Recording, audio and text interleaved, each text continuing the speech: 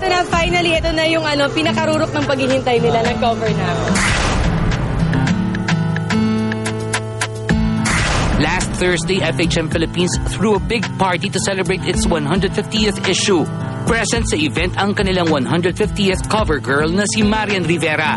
Nakakatuwa kasi syempre first time ko talaga mag-cover dito, tapos may launching, so thankful ako sa FHM. Mahaba-habang proseso dahil talaga nag-diet ako, tapos nag-boxing ako, so para ma-achieve ko lang yung mga ganong klaseng katawan. Sabi ko nga ito na, finally, ito na yung pinakarurok ng paghihintay nila. Nag-cover na ako. Kumusta na nga ba si Marian matapos mapabalitang isinugod siya sa ospital kamakailan lang? Ay, sobrang pagod. Parang hindi ko na kaya na sumakit ng sobra yung ulo ko. Pero at least ngayon, okay na. Kasi sabi nung doktor, wag na daw kasi masyado akong malikon. Okay na ako at back to work na ako.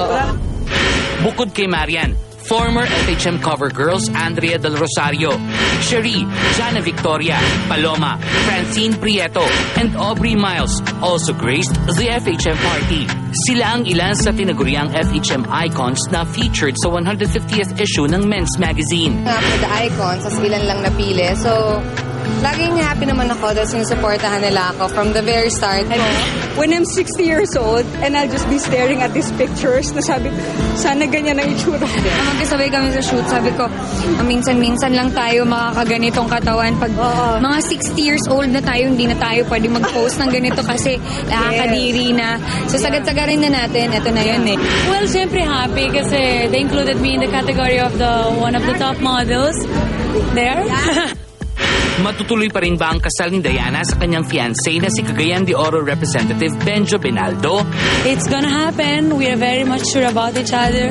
And as I said, my dad's still fixing the dates because sa culture namin, siya yung bahala sa wedding. Matutuloy pa rin. Don't worry. I will be a Filipina, not just by heart, pero forever. Aprobado ba ng kanyang soon-to-be husband ang muli niyang pagpapaseksi sa isang men's magazine? Hindi siya seloso.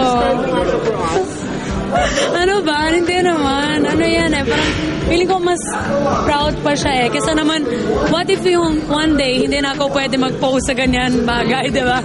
Eh di, mas doon siya mag-worry supposedly. So, it's okay with him.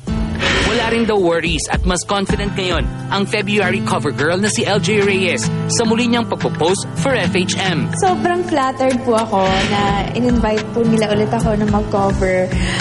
Kasi iba yung pakiramdam, especially kunwari, mommy ka na. Tapos iba yung parang affirmation na binibigay nila sa'yo na parang, uy, may appeal ka pa, sexy ka pa rin, gano'n. Nakakataba ng puso. Mas daring daw ngayon ang pictorial ni LJ kaysa noong una. Actually, ibang-iba siya sa first ko. Yung first ko kasi may theme.